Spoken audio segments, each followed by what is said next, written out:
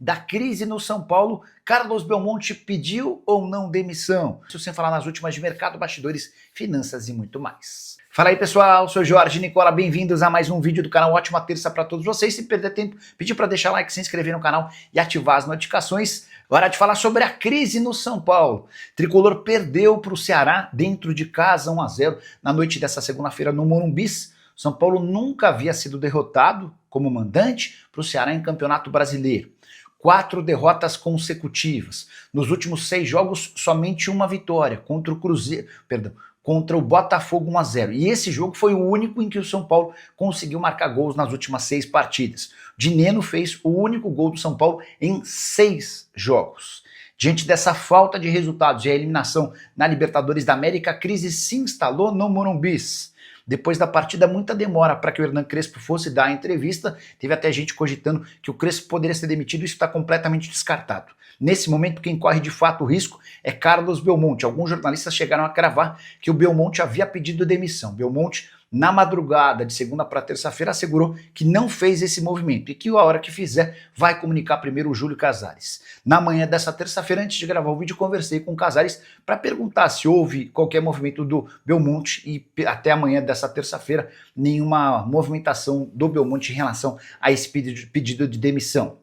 Só para completar, registrar também protesto feito pela principal torcida uniformizada do São Paulo antes do jogo, a Independente, que levou caixões, 2, à frente do estádio, um deles do Carlos Belmonte. A pressão é enorme para que o diretor de futebol seja demitido. Tinha alguma novidade sobre o FDIC e o grego? Like 0001. Jean, vamos lá. Deixa eu já até começar esclarecendo um assunto importante. No final de semana, o Gabriel Sá contou que o Diego Fernandes, o Diego é um empresário que ajudou na intermediação do acordo entre CBF e Carlo Ancelotti, que o Diego Fernandes, que é torcedor do São Paulo, estava no mercado em busca de uma empresa interessada, de investidores interessados em colocar dinheiro no São Paulo e assumir o comando do clube. Eu mandei mensagem ontem para o Júlio Casares e o Júlio afirmou que a história é sem pé nem cabeça, nenhuma chance disso acontecer. São Paulo nem pode virar uma SAF, né? Hoje o estatuto do clube impede essa possibilidade. O que está rolando é aquele fundo para a Cotia, essa é uma coisa que continua em andamento. Já houve a aprovação do Conselho de Administração e agora falta a aprovação do Conselho Deliberativo. E antes de colocar esse assunto em pauta lá no Conselho, o Júlio está tentando conscientizar e explicar para todos os conselheiros o que ele pretende, como é que vai funcionar esse fundo, tá bom? Então, sem grandes novidades, mas também não esperem por um. Eu acho que a chance desse fundo acontecer é grande, qualquer outro investimento está descartado por hora. O William Gomes metendo gol na Champions, mas pro São Paulo não serve. Pois é, né, Alan? O William Gomes não é titular absoluto no Porto, vamos ser justos, né? Importante que a gente traga aqui a temperatura certa. Mas o William Gomes tem ganhado espaço e moral. Jogador de só 19 anos de idade, vendido no início da temporada por Porto, 9 milhões e meio de euros. O São Paulo desesperado, qualquer proposta que aparece ele negocia.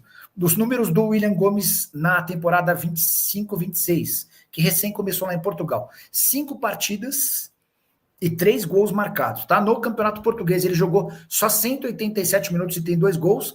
Na Liga Europa, 1 gol e 1 jogo e 1 gol. Não foi na Champions, né? Foi na Liga Europa que ele marcou na vitória do Porto contra o Red Bull Salzburg, fora de casa por 1-0, tá? Ele nessa partida jogou 37 minutos, saiu do banco de reservas para fazer o gol da vitória. Hoje, o Porto venceu a Arouca por 4-0 e o William Gomes não saiu do banco de reservas. Não sei se dá para entender muito bem o motivo. O cara saiu do banco para garantir a vitória do time fora de casa na Áustria contra o Salzburg. Mas, enfim, cabeça de treinador é sempre um grande mistério. Hora de falar sobre o São Paulo para responder se o tricolor pode ter um aporte milionário a partir de ajuda de investidores capitaneados por Diego Fernandes. Você não está associando o nome à pessoa? Esse é um empresário que ajudou a colocar Carlo Ancelotti na seleção brasileira.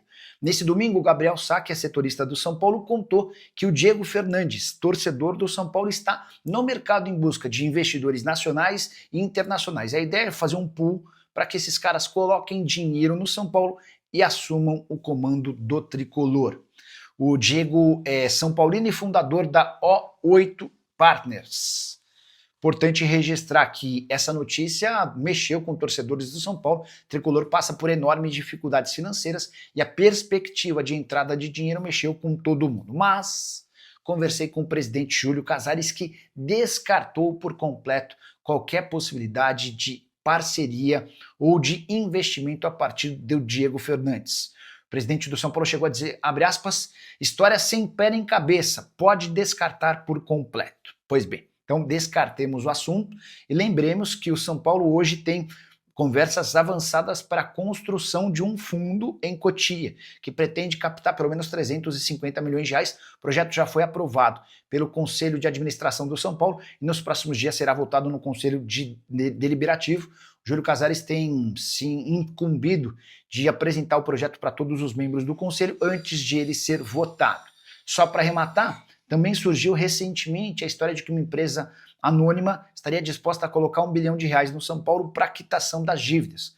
São Paulo avaliou os prós e contras e entendeu a oferta como extremamente arriscada, até porque as garantias oferecidas por essa empresa eram de papéis podres do Banco do Brasil. Outra história completamente descartada, foco total na consolidação desse fundo, que pretende fazer de Cotia um dos maiores captadores de jogadores da base no futebol mundial. Nicola, notícias dos direitos de transmissão dos times da Liga.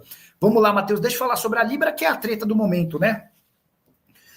No ano passado, 9 times que integram a Série A assinaram um contrato com a Libra que prevê uma divisão mais igual da grana. O bolo, até a temporada passada, era muito diferente a favor do Flamengo e do Corinthians. Esses times tinham, especialmente por conta do pay-per-view, muito mais dinheiro do que os outros. Até porque Corinthians e Flamengo tinham um mínimo garantido no pay-per-view.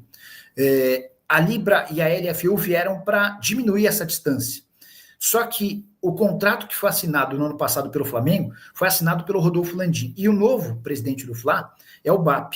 E desde o princípio o BAP deixou bem claro o seu descontentamento para com essa assinatura. Segundo o BAP, o Flamengo perde cerca de 100 milhões de reais por ano. E desde o início da temporada o BAP tem tentado mudar as condições do negócio. E os outros clubes dizem, não tem a menor condição, você é presidente de um clube que tinha um antecessor e esse cara assinou o contrato. Não dá para rasgar o contrato. Pois bem, nessa semana o Flamengo foi à Justiça e conseguiu bloquear o pagamento da remessa da Libra, que seria feito aos 9 times que integram a Série A, referentes ao mês de setembro. Tá? Isso significa que os times da Libra não receberam a parcela do mês de setembro dos direitos de transmissão. E isso causou revolta no São Paulo, no Palmeiras, no Santos, no Atlético Mineiro, no Grêmio, no Red Bull Bragantino. Vou até pegar os valores que os clubes que eu citei perderam, não perderam, né, mas deixaram de receber, e não se sabe ao certo quando é que eles vão receber. Eram 77 milhões de reais são 77 milhões de reais bloqueados, tá? E se esse bloqueio se mantiver até dezembro, serão 230 milhões de reais que deixam de entrar nos cofres dos clubes. Essa grana uma hora vai cair. O problema é que o Galo, o São Paulo, o Santos, o Red Bull Bragantino, o Grêmio, esses times precisam da grana. Eles estavam contando com dinheiro. O Flamengo era o dono da maior cota, 17 milhões, ou do maior valor para ser pago em setembro, 17 milhões e 400 mil. O São Paulo, 13 milhões e 400 mil. Palmeiras, 12 milhões e 300. O Santos, 9 milhões e 400 mil. O Galo, 7 milhões e 700, o Bahia, 7 milhões e 200, o Red Bull Bragantino, 5 milhões de reais, o Vitória, 4 milhões e 600, o Grêmio não tinha direito à cota nessa janela de setembro, tá bom? Família, ficamos aqui com aquele giro de notícias super importantes do maior clube do Brasil, claro que a gente tá falando dele, né? A gente fala aqui do São Paulo, o maior clube brasileiro. Então, se você ficou no vídeo até agora, não importa as circunstâncias, já deixa aqui o like maroto, inscreva-se no canal, ativa também o sino das notificações para ficar por dentro de todas as atualizações do Tricolor Paulista, combinado? Um grande abraço a você, até o próximo vídeo, fui.